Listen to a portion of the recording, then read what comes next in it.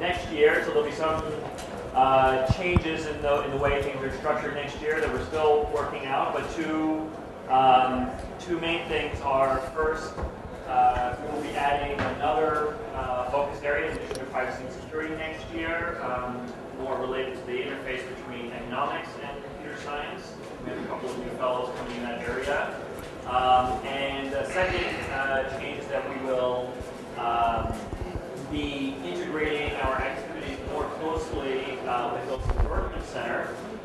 So we're still working on the logistics of how all of this is going to be structured, but do stay posted. We'll be sure to alert you as we figure things out over the summer.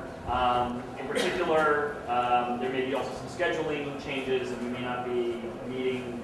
We certainly won't be meeting exactly at the same time and regularity that we are meeting now. So stay posted. We are planning to have at least one talk over the summer. We have someone scheduled for June 10th, speaking on security related to wireless sensor networks. So watch your email, and hope to see you over the summer and in the fall. So I get to introduce Brad and Malin. Brad got CSC from Carnegie Mellon. He's now an assistant professor at Vanderbilt in the medical school and in computer science. But I have to tell you, the reason I get to introduce him and what a tremendous honor this is, as soon as my first PhD student. So to me, he's still the young. But he also represents a lot of what we really like in the programs that we have at Carnegie Mellon. Our cross-disciplinary work. He has a degree in biology, a degree in public policy, a master's degree in machine learning, and his PhD in computer science. So we keep him there a really long time. And so I'm delighted that now to be able to introduce him to see him launch his great career. Thanks. So I should also mention I've worked with LaTanya for a long time. She advised me through that entire period, which was really helpful. So we don't have a lot of time now, so I'm going to try and blitz through a lot of this, and feel free to stop me at any point along the way if you really do want to discuss something or you disagree with anything I have to say, because some of it could end up being a little bit controversial. But we'll start. Oh, so but I'll also start by saying, so does anybody know what these are? Anybody? Nobody from the medical school? Saul? What? Vials. Vials of what? Blood samples. Yeah. So these are actual blood samples that we are extracting DNA from and using in our research at Vanderbilt. And I'll give you a little bit more detail on this in a second, but this is really just to show you that what we're doing is real and physical. So I was going to say, so how many people are familiar with where Vanderbilt is? Not all of you. Right. That's what I normally do. So just to give you an idea of where I went, where I've come from, where I'm going. So this is where Pittsburgh is, right? This is where Nashville is. This is where Cambridge is. Notice that Nashville's about halfway from you guys down to San Antonio. So we're stuck in the middle of the southeast, but we've got a really large medical center. And I also wanted to give you an idea of where we do this research, because we are really sitting in the middle of different environments. So at Vanderbilt, we have the university, right? And under the university, we have the engineering school as well as the School of Medicine. But the School of Medicine is also connected to the medical center at large. And the medical center is a extremely large healthcare provider in the Middle Tennessee region. We're actually the largest in about a 200-mile radius. And underneath the medical center, we have our own informatics center. So we're one of the only places in the country that actually develops all of our own systems. So all the electronic medical record systems, all the patient order entry systems, all of the DNA sequencing and laboratory information management systems, we all build in-house for the most part. And we've had a lot of success stories in spinning off software that a lot of places use. And in fact, some of it's actually used up at Harvard. Now, underneath those two, that's where the biomedical informatics department lives. And that's where I spend most of my time. So biomedical informatics does both the academic side as well as operational side. So we actually build a lot of systems that go out and touch patients in the real world.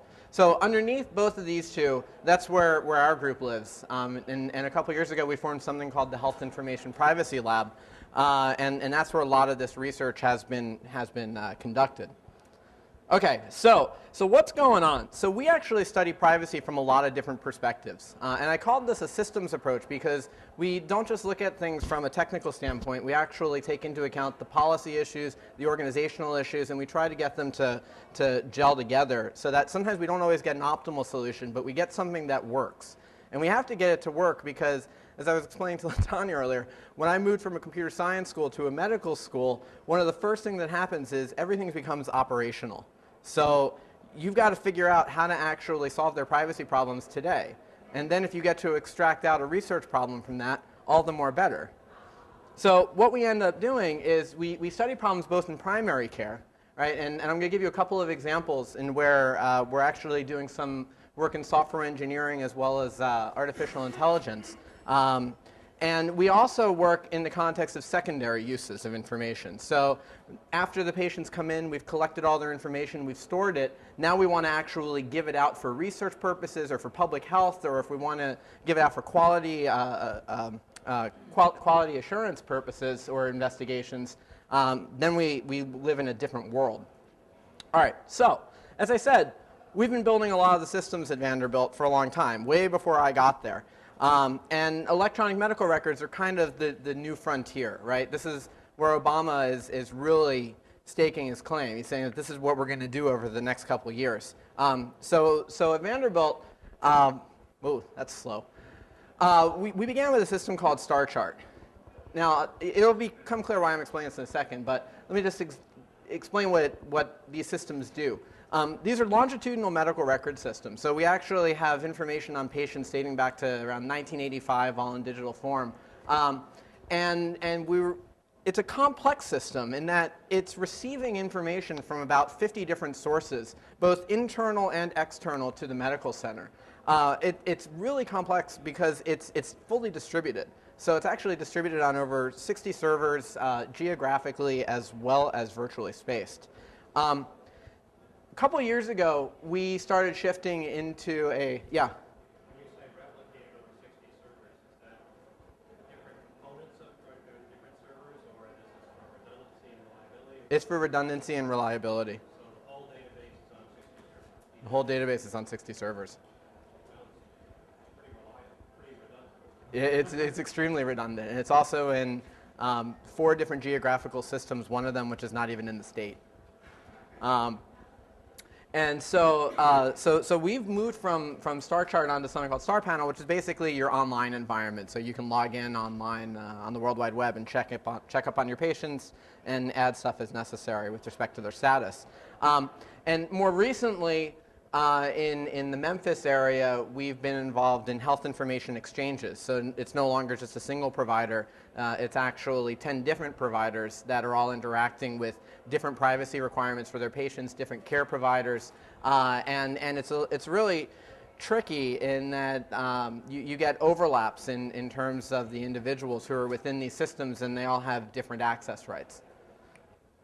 Okay, so a really ugly picture. I'm only going to spend a couple minutes talking about a couple things because I wanted to give you more detail on a particular topic in terms of secondary use. But first I wanted to give you an idea of where things are headed.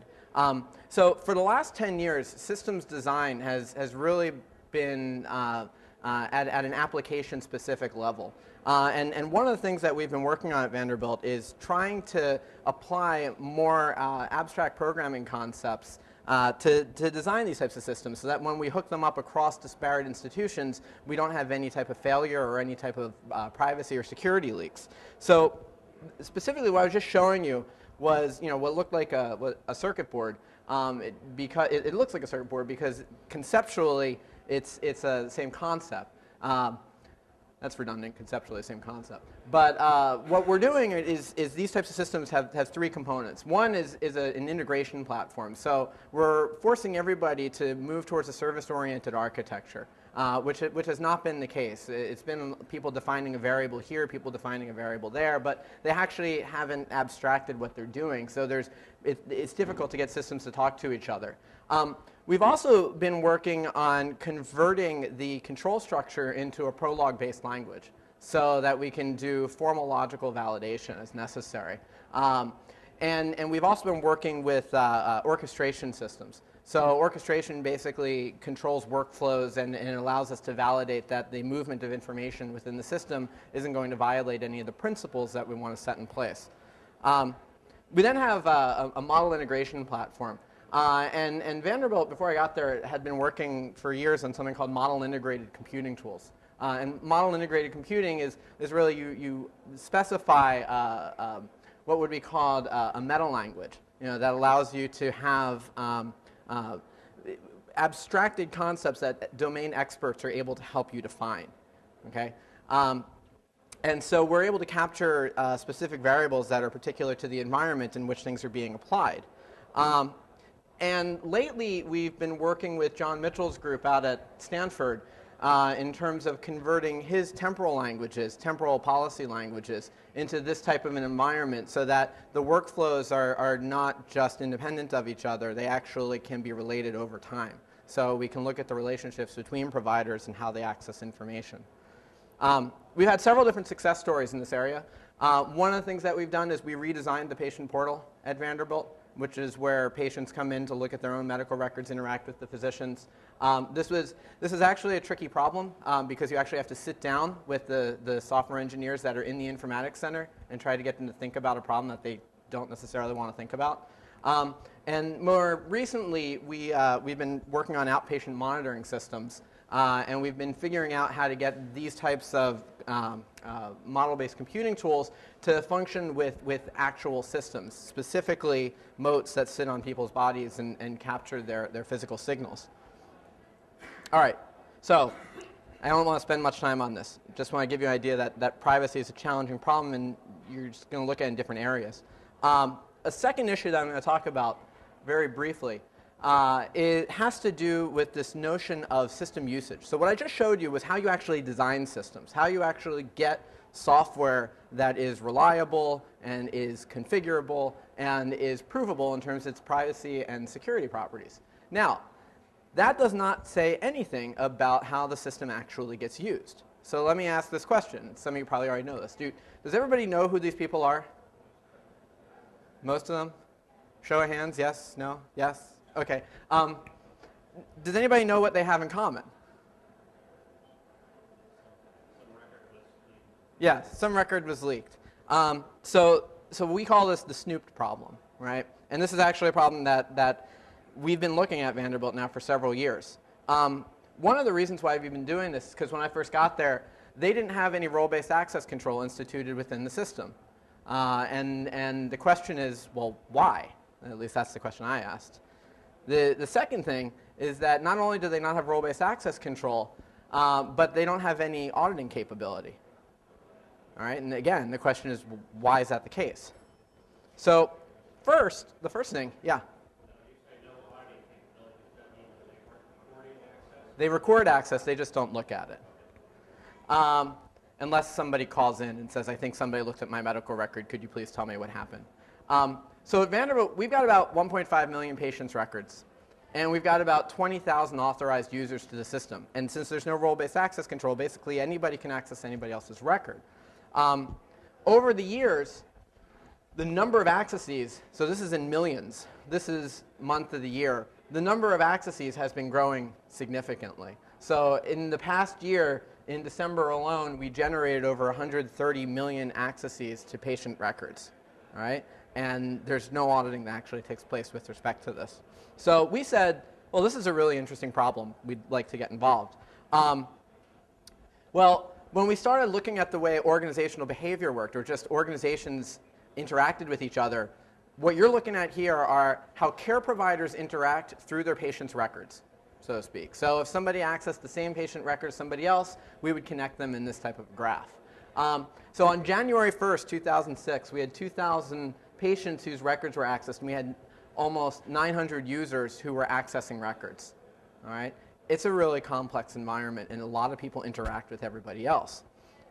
So what we've been doing, and again, I'm not going to take the time to go through a lot of this, is taking the logs. We've been building rule miners on top of these types of access log systems and trying to come out with different rules. So for instance, take that network that I just showed you and try to decompose it into the various groups of individuals that we expect to work with each other based on the way in which they cluster within the system.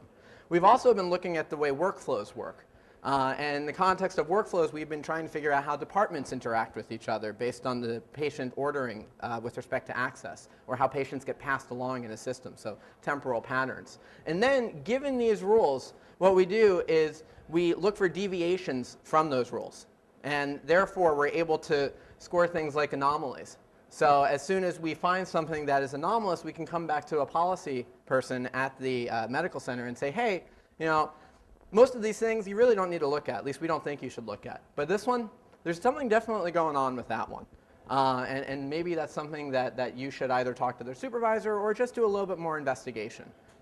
So this is something that we started about 2 years ago, and the first evaluations are getting underway this month. So hopefully that will work. Also, if anybody is interested, we developed an open source toolkit that we're going to be putting online at the end of next month. So the first API is being developed, and we called the system Hornet, the Healthcare Organizational Research Toolkit. It's a mouthful. But basically, it gives you the ability to connect onto access log databases, pull the information up, do all of your network analysis, do all your rule mining, as well as your deviation predictions. OK, so that's in the primary care. Yeah? So were you able to do any kind of evaluation of false positive, false negative rate? We're doing it right now. Doing it right now? Doing it right now. And how easy is it to sort of fly under the radar? It only takes one access to... It's very easy to fly under the radar. And so what we're not doing is trying to capture every illicit action. And I shouldn't call it an illicit action. I should call it a suspicious action, because we can't prove that it's an illicit action. What we do know is that they happen, and we have the ability to say this was true, this was a true event, this was not a true event. And we're not trying to predict all of them. We're just trying to make sure that the ones that we do predict are pretty certain. So I guess you could say that if you model this in terms of recall and precision, right, we're trying to be extremely precise, but not necessarily have a large recall. And what we've been able to show, we haven't published it yet, but we've been pretty good in terms of the precision rate. OK, so that's what happens when you're actually in the hospital environment. And that's not where I was going to spend most of the time today. What I wanted to spend more time about had to do with secondary uses, because this is where we live most of the time. And in the context of secondary uses, the big problem that we've been studying is this notion of de-identification. What does it actually mean for data to be de-identified?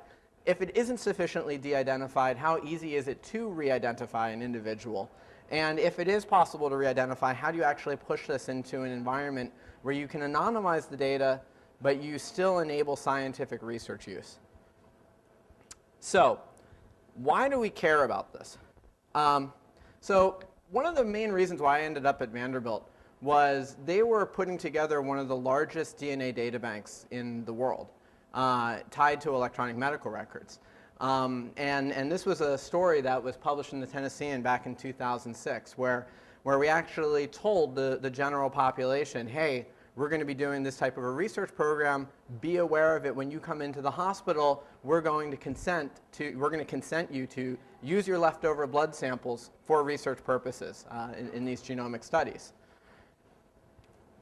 And from a technical perspective, what was going on was we were taking all the electronic medical record systems, all the clinical notes, the clinical messaging, the test results, standardized vocabularies, as well as the leftover blood samples, and we were extracting this into a repository that could then be used by researchers within Vanderbilt.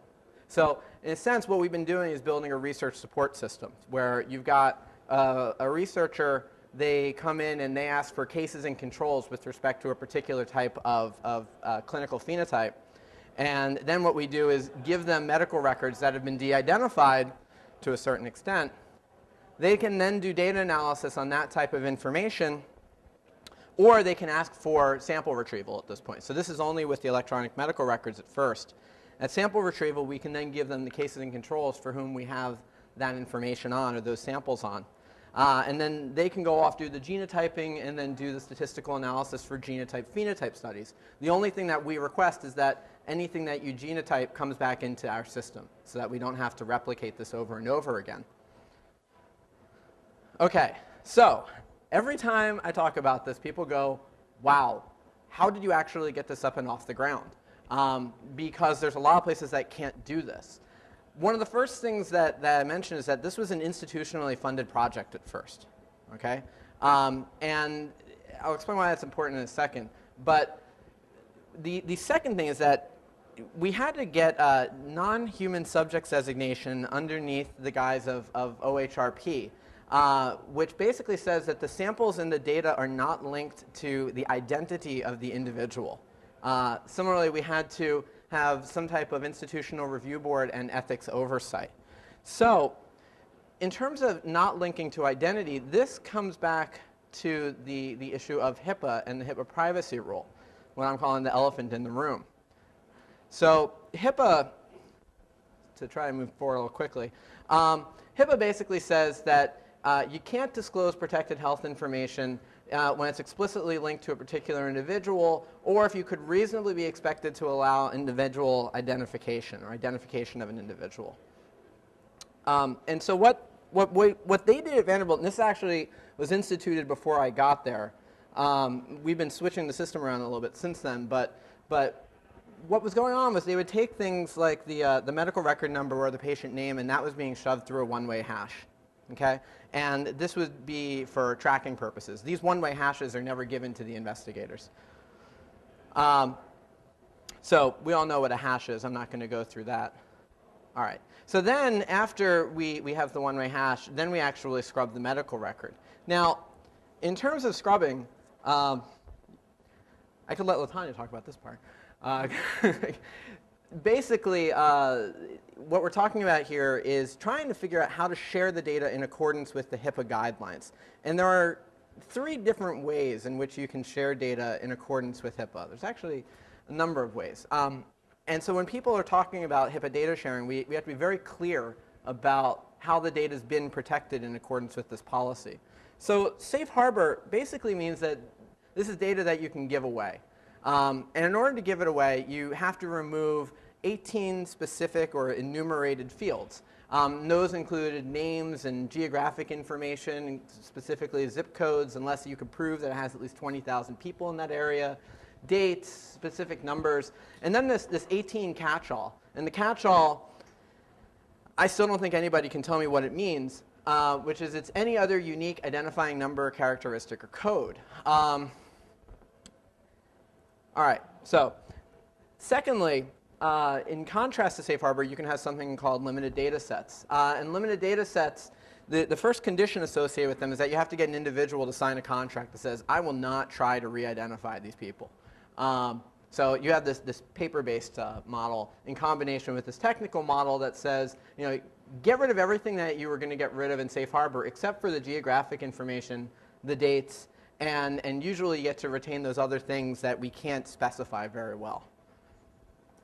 And then finally, you have this weird funky one which comes back to safe harbor. It says, again, you don't need a contract if you can get an expert to certify that the risk of re-identification is sufficiently low. So the challenge here is nobody really knows what sufficiently low means. And even if we give a technical definition, the people in the federal government have problems accepting that definition. And do we know what expert is? Yeah, that's the other one. Yeah, it really is. And in fact, it doesn't have to be a statistician per se. It's just anybody who is certifiably an expert. So what we did at Vanderbilt was we actually, before I got there, they licensed a piece of software called DID from the University of Pittsburgh. And what DID does is it searches for the names, the geographical information, and it converts all of that into tags, so placeholders for those features. And what we found was that DID was originally designed to work with pathology reports, and it doesn't necessarily scale to other types of clinical records. So we had to build our own in-house software. So for pre-processing the information, we also found that DID had some very esoteric features, such as it would automatically crap out if it saw CC colon or sincerely. It would just stop. And the problem that we had was that DID was a black box system. Again, they built this before I got there. And then at the end, we post-process it just to make sure that people can use the information. So some of the things that we do is we don't remove dates. We shift dates within a 365-day window so that you can still do temporal studies with respect to patients unto themselves, but you can't necessarily do things like epidemiological studies because people are shifted at variable rates differently. Okay, so this would be an example of a scrubbed medical record. As I was mentioning, so you've got medical record numbers removed, you've got social security numbers and phone numbers replaced with fake information. We substitute names consistently so that you can still track a patient or their provider or a family member. And then we shift dates. Okay. As I mentioned, we're using DID, which basically uses rules, regular expressions, dictionaries, and stuff. Lately, I've been working with some people at the MITRE Corporation, and we've been pushing the system more towards machine learning-based models. Specifically, we've been doing a lot with conditional random fields. And if you want to know more about that, I'll direct you to a paper by Ben Wellner from a couple years ago. All right, so this is why we care about this problem. The next issue is this relationship between the technology and the policy unto itself. So everything that I just showed you about this is what we do in order to give data out to people within Vanderbilt. None of this says anything about the re-identifiability of the information. And the best example that I can give is, so you could say something like this. In 2008, the high-profile football quarterback tore ligaments in his knee during the first football game of the season, right? And most people here would know who I'm talking about? Some people? Man, that's a hard crowd. Do we all know I'm talking about Tom Brady here? All right.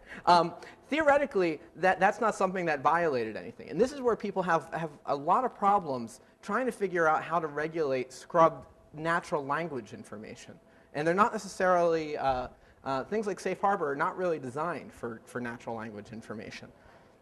So what we do at Vanderbilt is we currently say that this system is restricted to employees, so we can track them. They have to sign use agreements because we don't consider this to be safe harbored information. We consider it to be limited data set like. We have an operations advisory board and an institutional review board that basically gives approval for every study that is done with this resource. And all the data accesses are logged and are audited per project. So this is different than what happens in the primary care environment. This is the secondary environment. And every particular project that you want to come in and study, so for instance, if I want to do a genome-wide association study on type 2 diabetes, and then I want to do a genome-wide association study on type 1 diabetes, two completely different projects, audited in different ways. Okay, so that's what happens at Vanderbilt. Now, when we move beyond Vanderbilt, things become really hairy. So a couple years after I got to Vanderbilt, we started taking federal funding. And the reason why this is important is that when you start taking federal funding, you've got to share data, especially when you take federal funding from the National Institutes of Health.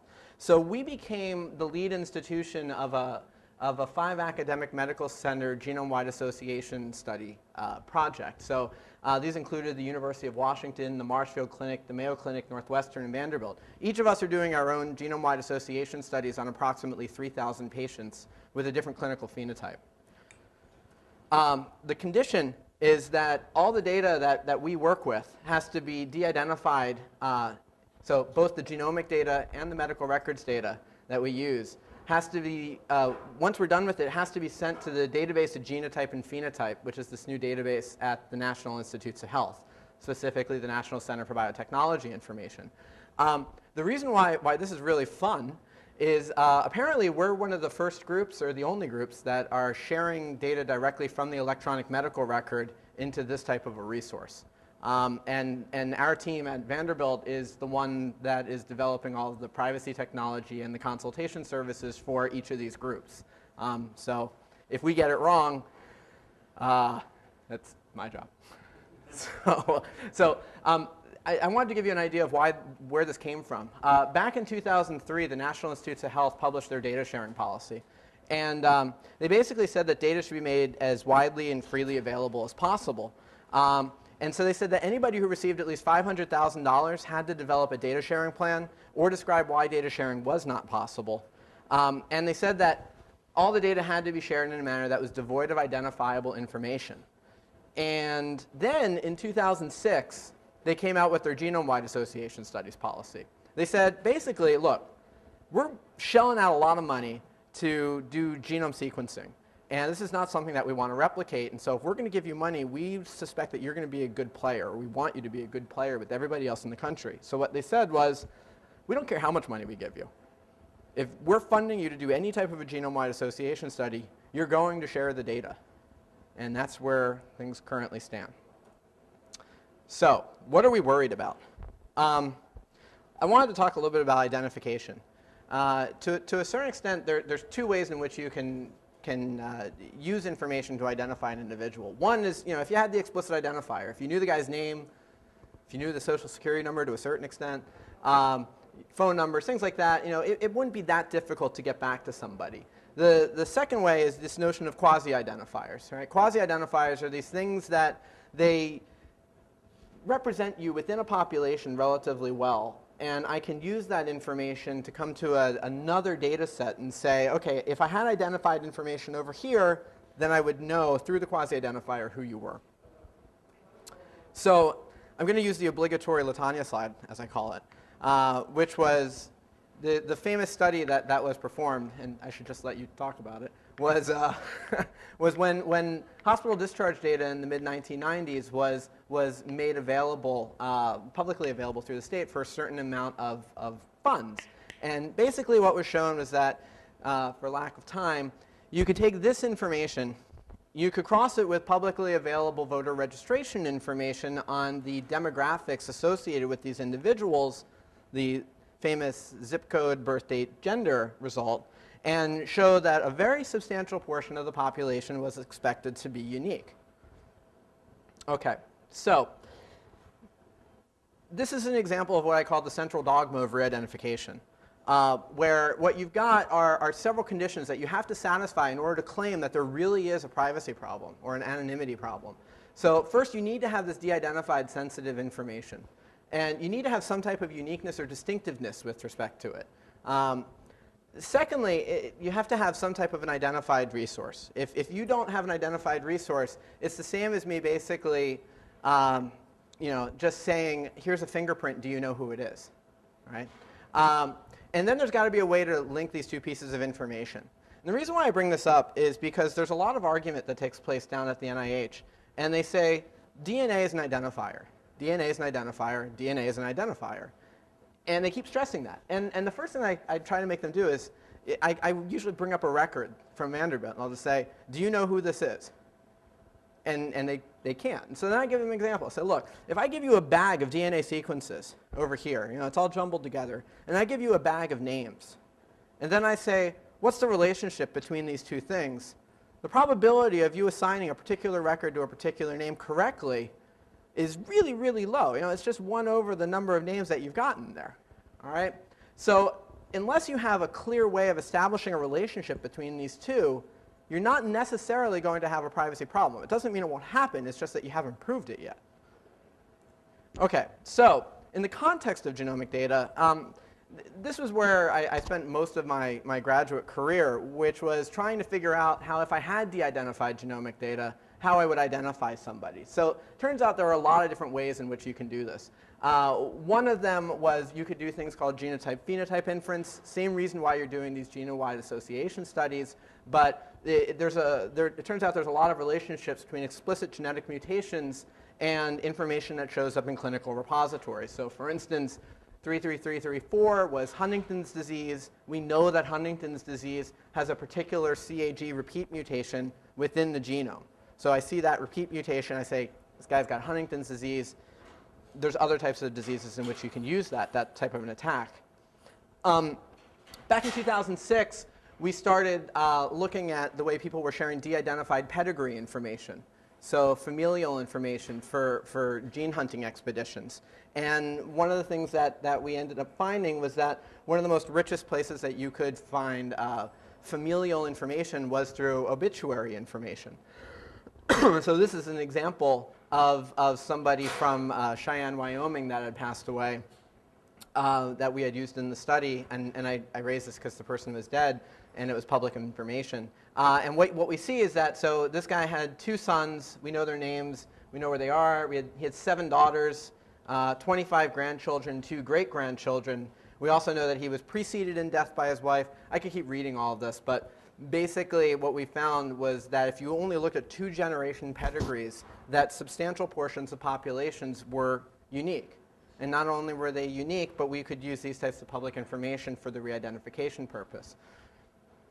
Okay, I could spend probably a year talking about this problem. The trails problem is where I've spent a lot of time studying privacy concerns, just because it's a really intriguing data structure where you have information that's relatively static, and that information can be collected and disclosed by a bunch of independent locations. Right? So for instance, if I go to hospital 1, hospital 2, they don't necessarily talk with each other, but they could both disclose my information independently. Right? Similarly, if you had identified information, you would then see that I was at hospital 1, hospital 2. Any subsets of these patterns, for instance, I could get rid of this and I could get rid of that, and I would still be able to know which records these were. The trails phenomenon is something that shows up in a lot of different environments. I could spend a lot of time talking about this, but I'm not going to go through it today. All right.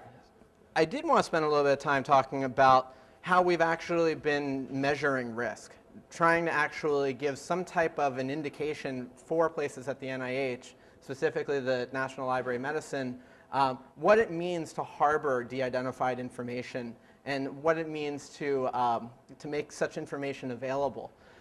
So one of the things that we've been doing is going back to their policies. So we went back to safe harbor and we went back to limited data sets, and we looked at the features that could be disclosed by hospitals. So for instance, safe harbor would allow me to share race information, gender, year of birth, and the state from which it came. Limited data sets, in contrast, would allow me to have date of birth and then county or zip code. But again, you have to sign that use agreement. So great. So we've got these policies, and we've got de-identified information. And so then you have to ask the question, well, what are you going to link the information to? Right? So we've seen voter registration data, but for this first study, just imagine that you had identifiable information on these individuals. The question you have to ask is, how are you going to compute identifiability? The simplest one in the past was to use a threshold model, where basically you would look for the number of uniques within the population with respect to their quasi-identifier. Right? And so you can basically just represent this as an n-dimensional contingency table across the quasi-identifier and look for cells of size 1. Right? So for instance, if you had date of birth, gender, and zip code, you would just look for any time you'd see a 1 in the cell, increment your counter, and that would be an identification. The problem was that you rarely have access to things like the date of birth, gender, and zip code. But you do have things like population estimates. Right? And so how do you actually use population estimates to do that identification? So one of the things that you could do is just a uniform distribution, right? So you could say, so we got birth year, we got 12,000 for 1980 in the first zip code. We could just say, all right, in January 1st, just normalize it by 365. That's how many bins we have. And if that's below our threshold, we consider it an identification. Alternatively, what we could do is just a random sampling model.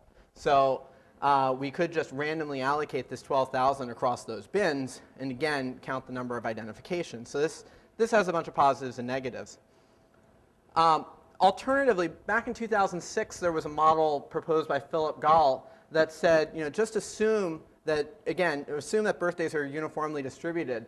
And what we're going to try and do is treat individuals as balls and treat those birthdays as bins. And we're just going to throw them in there and try to count at the end of the day the expected number of individuals or the expected number of cells that have a size less than our threshold, right? And so he came up with this model. It's a relatively simple binomial probability, right? So this is the probability that exactly one person is born on a particular day, right? So it's actually a special case of a distribution called a truncated binomial.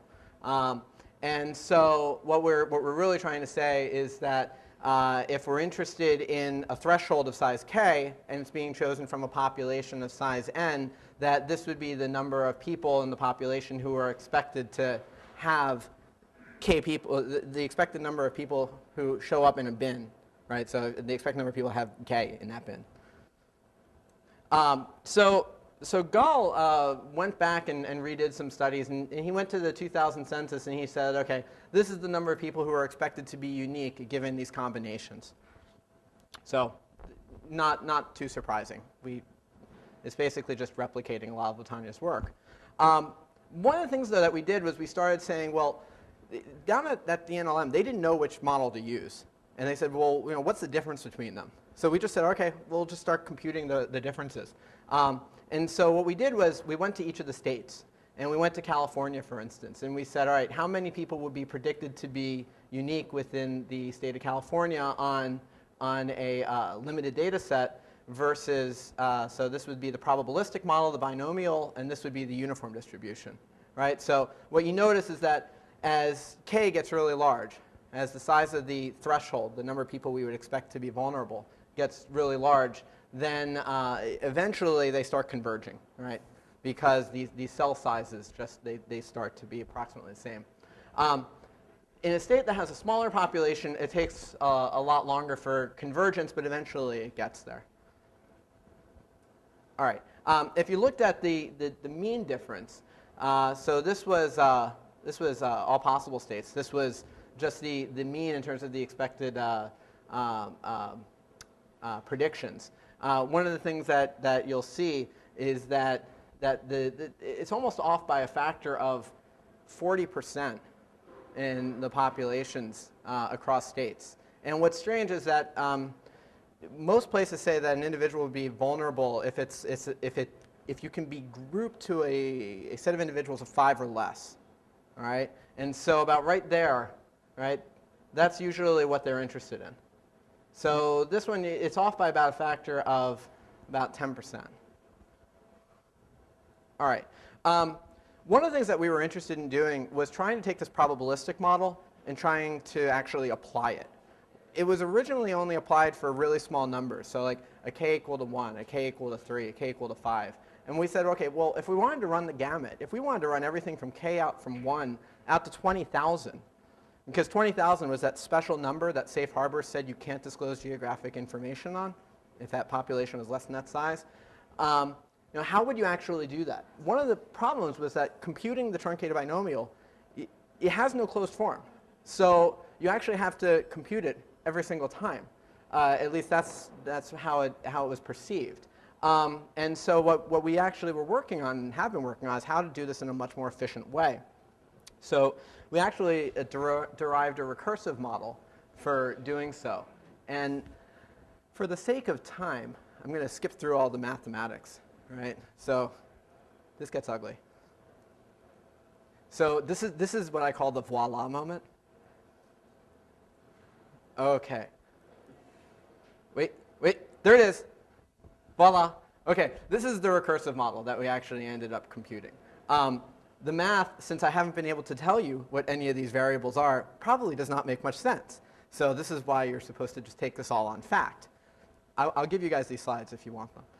But what's more interesting is we then went back to the original Gall calculations and we said, great, if we wanted to calculate those thresholds, out towards that scaling factor, beyond the bin size of 5 that most people had been computing, could we do it quickly? And basically what we showed was, oh yeah, we could do it a lot faster. I call this the obligatory my method's better than your method slide. All right, so we can do it quickly now. As a result, that's what we've been doing. So we've been coming back to the real policies, because remember, this is what we actually cared about. We wanted to know what the difference was between safe harbor and limited data sets in terms of their identifiability rates. So what we were doing is saying, imagine you had an identified resource, and you wanted to generate safe harbor data sets, and you also are generating limited data sets, what we're asking this question of is how much more identifiable is something like limited data sets in comparison to safe harbor? Because we're giving different levels of access to different types of people. So the public gets access to safe harbor data. Scientists are getting access to limited data set data. Sometimes they can get access to, public can get access to limited data, provided they sign the right contracts. So what we did was we went back to the state of Tennessee, and we looked at the population estimates from the 2000 census, and we computed this threshold for this population. And what you notice is that at uniqueness, safe harbor, where you get state level and very rudimentary date information, most people are not unique. But in the context of limited data sets, about 33% of that population was unique. And by the time we stepped out to about 10, just about everybody resided in a bin size of 10 or less. Whereas in safe harbor, it was still extremely small. OK, so we did this for all states. And this is what you're looking on the left are safe harbor, right? Notice that this is the fraction of the population that's identifiable. So even up to k equals 10, you're still getting, I don't know if you guys can see these numbers back there. This is a 0.0030. So the fraction is actually relatively small. In contrast to limited data sets, whereas by the time you get to 10, about 90% of the individuals or 90% of the states in the United States have very highly identifiable populations. OK, so we don't have time to go over that one. What we were interested in was trying to figure out if these policies, these blanket policies of safe harbor versus limited data sets were putting different data in different levels of risk. And I think that's relatively a no-brainer, but it's just a question of how much worse was it. So what we did was we computed a differential. We looked at the difference between the risks in safe harbor and limited data set at this uniqueness level. And what we would say, so what we found was that, for instance, Delaware, if you moved from safe harbor up to limited data sets, how much more individuals were expected to be identified? That rate was increasing by about 1,000. All right. Now these are small number statistics, but take it with a little bit of grain of salt. But in the state of Illinois, we found that the differential was changing by about 65,000. All right. Now that's also taken with a grain of salt because this is a small number where you're moving from about one individual who's expected to be identified in safe harbor to about 65,000 people who are expected in limited data set. So we said, OK, so if it's not uniques that we're interested in that situation, what about at the level of 20,000, that magical 20,000 threshold? And what we found was that in the state of Delaware, the risk didn't change. It didn't change at all. Whereas in the state of Tennessee, the risk changed by about a factor of 8. So basically what we're saying here, if you follow me on this one, this is where things could get a little controversial, is what we're saying is that a scientist who would have access to a limited data set is about 8 times more trusted than an individual from the general population, right? Now, that's for use with respect to Tennessee's data. So compare that to Illinois' data, and what we're saying is that scientists are 37 times more trusted than the general individual in the population. And so there is disparity in terms of the amount of trust that we're putting in these different populations. So that was a worst case scenario. This was the situation in which we assumed that identifiable information was available to re-identify the de-identified information. Now we're going to shift the problem around a little bit, and we're going to assume that attackers don't have access to background information. And again, we're going to come back to what's in vogue, which are voter registration databases. The reason why we did this was because if you look at the computer science literature, everybody who works on privacy continually points back to the seminal 1996, 1997 study that you've done and says, you've got to worry about voter registration data because that's how we're going to identify the information. And we said, well, was that really the case? So what we did was, again, we took identified information, shoved it into safe harbor, shoved it through limited data sets, and then we said, all right, what's actually available in voter registration lists? The reason why we're still interested in voter registration lists is not just because people are saying this is what's available, but it's also those are the quickest ways of getting large amounts of identifiable information on a large, substantial portion of the population. All right? So for this network that we were a part of, we went back for each of those 5 states, and we surveyed the electoral commissions. We actually did this for all 50 states. Funny thing was that we did this during the 2008 electoral season, and so we were really fortunate that all of the electoral commissions were giving us information. The first thing you should recognize is that not only does data cost a different amount per state, but it also differs in terms of the credentials of the people who are allowed to have access to it. So for instance, in Minnesota, only Minnesota voters can get the data, whereas in Tennessee, anyone can get the data. Right? In contrast, let's come back to some of those demographic features that we were interested in. This is the data that gets disclosed. Date of birth was available in Illinois, it's available in Tennessee, it's available in Washington, but only year of birth is available in the discharge in the voter registration data of Minnesota. Wisconsin doesn't even give you that. All right? So race is made available in Tennessee, but no place else. So we came back to these studies, which was how much more identifiable or less identifiable does this type of information make the data? So in the Illinois voter registration list, we don't have race information available, whereas we do in Tennessee. So this was the original study that we did with limited data sets that I showed you a couple slides ago. Notice that at about k equal 10, or a threshold of about size 10, about 90% were residing in a population of that size or less. When we switched it to, linked it to voter registration data across the country, now we didn't actually link it, we just did it on a policy-based manner. We found that this number dropped from about 90% to about 60%. Similarly, if you looked at k equal to 5, this magic number that the Census Bureau tends to use, things dropped from about 60% to about 40%. It doesn't change for every state. For instance, yeah. How does the fraction identify drop when you have more information? No, it doesn't. It's that what I'm now doing is I'm saying I don't assume that I have complete identified information on everyone. I assume that the identified resource is now this voter registration database. Voter registration data is actually, in a best case scenario, it's everything. But in a worst case scenario, it's nothing, right? And there's a gamut in between. So for instance, Tennessee, it was exactly the same. Things didn't change. Whereas in the state of Illinois, things did drop because we lost race information. So what you mean is you take the identified information, and if there is a unique or fewer than 10 individuals in voter registration that match that, you consider that to be Identifiable. Okay. Yeah. Yep. Okay. So in reality, what I've just shown you is just an analysis with demographics. But in reality, what we've been doing is looking at this also as an economic problem. And it's not just economics, but it's economics tied to the semantics of the data. So it's how much does the data cost?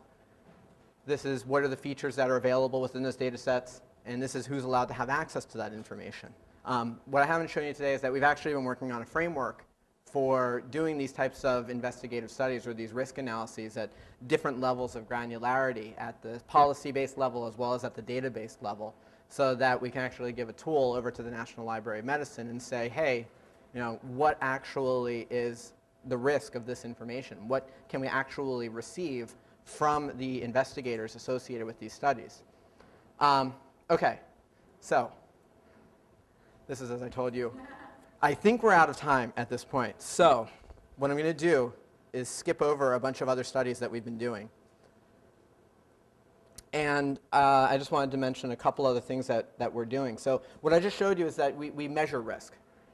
But all I've shown you is that we measure risk with respect to things like demographics. We're doing genome-wide association studies. What that entails is 600,000 pieces of the genome that we collect on every individual that we do a study on. there was a study done by a friend of mine that showed you only need 75 little pieces in order to uniquely represent an individual in the population. What we're doing is we're giving out 600,000. Again, we're not giving out identity, but we're definitely setting the stage for potential breach. So what are you supposed to do?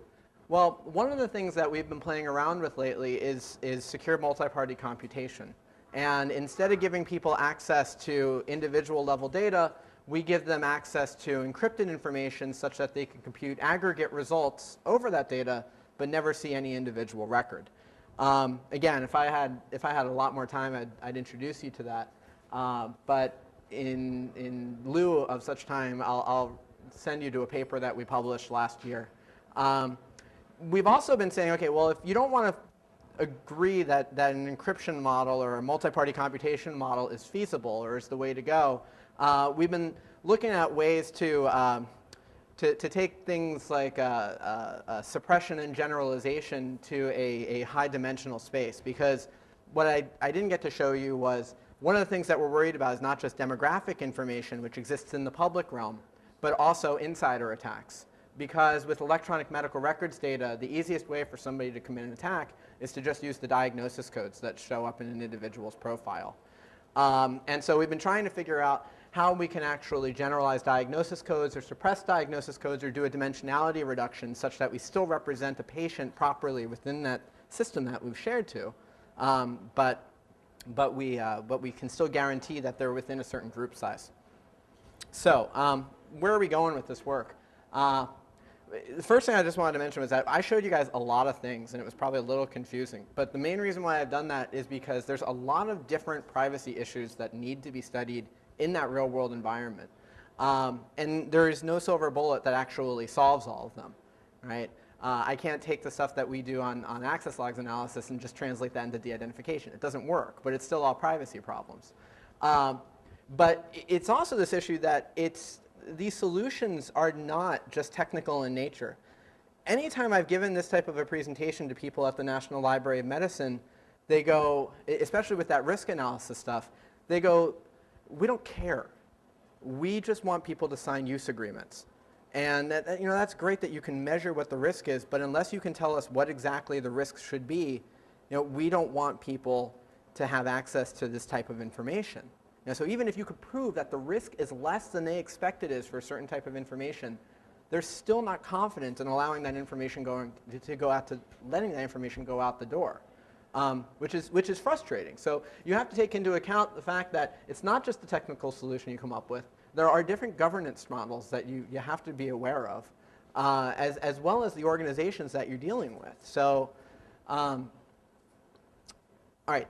So the only other thing that I wanted to say is that so we know that we can actually measure these risks, all right? But you actually have to figure out a way, so as I'm saying, of communicating them. So it's really nice that I can give you guys a really formal definition of this is what risk means, this is how many individuals are identifiable. But until we actually can take that tool, put it into a little piece of software that we put online, or we give it to somebody else to use, and they have trust in it, is it actually going to be applied within that type of a context? And that's a really tricky problem that I really don't know how to solve right now. So I'm gonna stop there because I saved 3 minutes. The only thing I'm going to acknowledge is that there's a bunch of people who work in the lab, and I wanted to give a lot of credit to Kathy Benitez, who did a lot of the programming and data analysis associated with those risk estimates. And I also do this because, well, Mike Smith's not here, but she came to me via one of his classes, which was kind of cool. And so then there's other projects that I work with, and these are the people who are associated with that. So I saved 1 minute for questions. So I'll take questions now.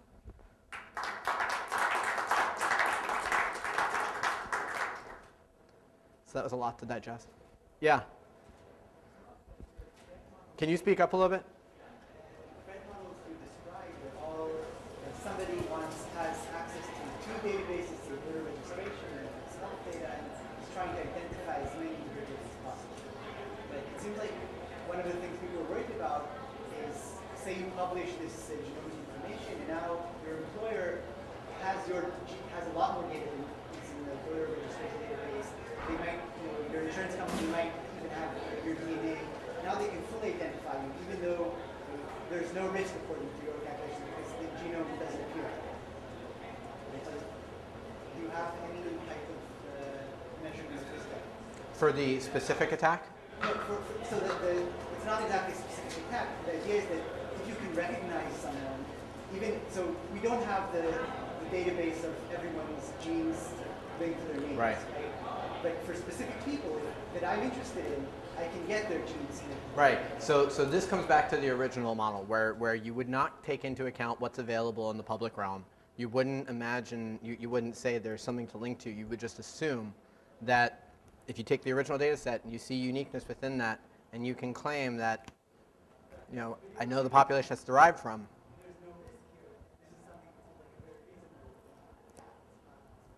Well, it's a reasonable attack if you have access to that information. And so if you're going to assume that an employer or an insurance company or anybody else that you're worried about having access to that information is going to commit that type of an attack, then you don't use the model that I just showed in terms of linking it to that other feature. You just say, I make the assumption that you have everything on me. Yeah. I'll follow up with another example along the same line. If I was Vanderbilt, I would be really afraid of a lawsuit that comes like this. The law enforcement has a serious problem that happens. Yeah. And they've got a sample of DNA. Vanderbilt has something like 80% market share. So 80% of the population who've gone to the hospital appear in their database. Yeah. If I'm law enforcement, I want you to match DNA against your DNA database so that you can now tell me who the person is. who the person Yeah. is. And the minute you do that, then everybody in Nashville is going to get ready to sue you because you just created a database that's part of So I'm going to give you the Dan Macy's answer first, and I'll give you my answer second. So Dan Macy is who's right here. So Dan's really the architect behind the DNA database and the de-identified repository. So we've had many discussion about this issue, about law enforcement coming in or anybody coming in with some subpoena saying, who is this? So the answer that is given for the lawyers at Vanderbilt is that there's a separation between the identified clinical information and the research database. And the algorithms that my team has developed in terms of using diagnosis codes to link between identified information, identified clinical information, and the de-identified resource would not be given to any law enforcement group that came in with a subpoena. Well, I'm just telling you the answer. I'm not throwing myself under the bus here. I'm just telling you the answer. Basically, the argument is that if law enforcement was to come in, the only thing that would be made available to them is that, simplest way of putting this, genomic information never shows up in the identified resource, first of all. So what we have are two different resources. There's the identified resource, which just has clinical information. And then there's the de-identified resource, which has the clinical information as well as information derived from the biological sample. Okay? So if law enforcement comes in and they say, here's a SNP chip, here's the DNA sequence of this individual that we're interested in, it would go to this resource, and we would have to, in order to figure out who that individual was, we'd have to use either features out of that individual's clinical data or something else to figure out who they were in the original de-identified resource. Does that make sense? Yeah, it makes sense, but it's totally not feasible in the world because what law enforcement comes in with is a court order from a judge or a subpoena, and you don't get to decide, I'm only going to give you this, I'm not going to give you that. Well, so the subpoena, though, well, this will be a fun discussion. So, yeah, but no, it's a great question. I know we've had this one before, but all right, we'll come back to it. Stahl, yeah.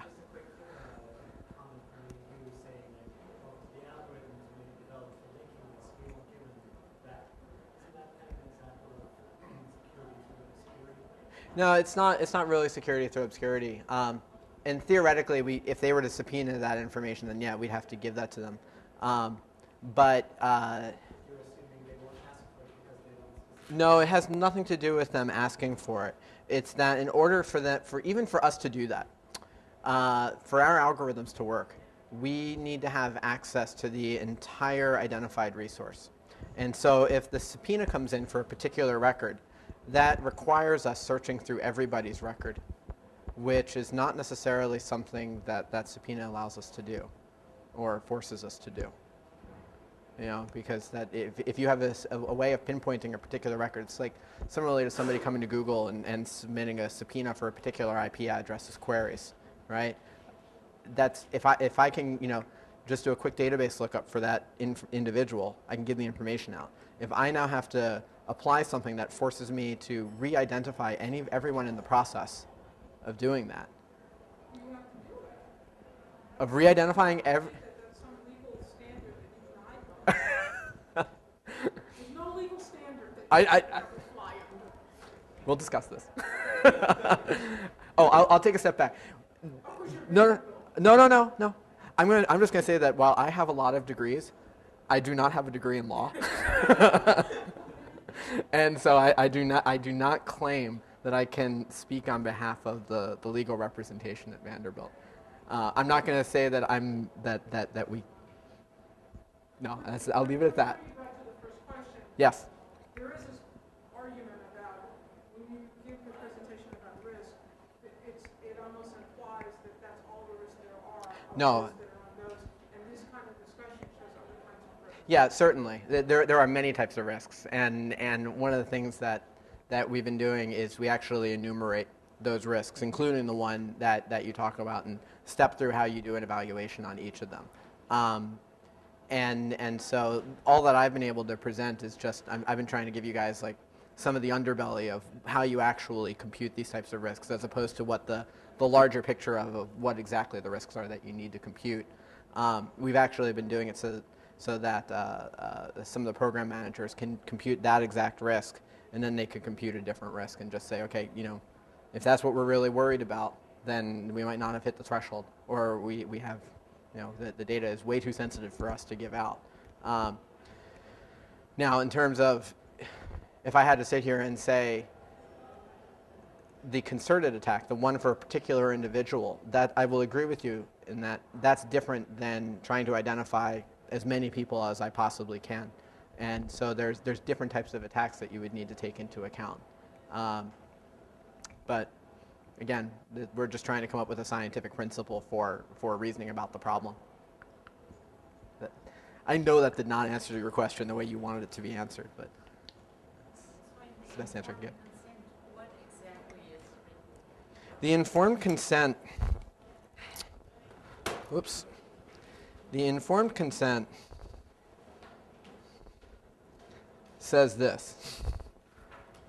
This is basically what's on the informed consent. It's a consent to treat document.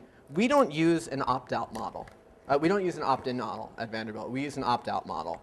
So when an individual comes into an outpatient setting, they're given their consent to treat document, 2 pages. At the bottom of the second page, where they sign the consent to treat, that's where we ask them about their participation in the DNA data bank.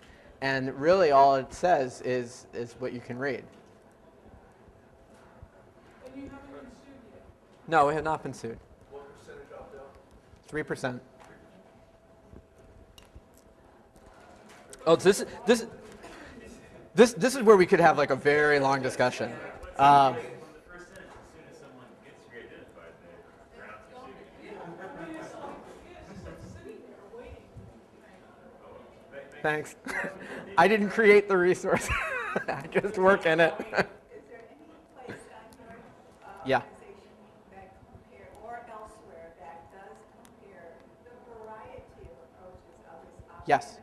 And in fact, the consortium that Vanderbilt's the lead on, with the University of Washington, the Mayo Clinic, Marshfield Clinic, we all have different models in which different ways in which we consent people. Is there a place that compares? In terms of like a clinical trial or a study that says which one works better? Because in Massachusetts, it's very different from that. Yeah, and we know. And some of the main like partners, like, whoa, our business affiliates, kind of thing. Yeah. I wonder if there's one, maybe university would be the logical thing for me, as opposed to a company, maybe a federal office that does actually say, well, this state and this state and this state. Well, it's not really at a state level. It's actually at an institutional level. And so you have the option of choosing usually which version you're going to use. So Vanderbilt really is the only place that I know of outside of Iceland that uses an opt-out model. And this is a very contemptuous issue. And we've taken flack for it both in our state, states beyond, and in countries beyond. And I'll just leave it at that. It's a great question. Take further questions offline, so the time, let's thank Brad again.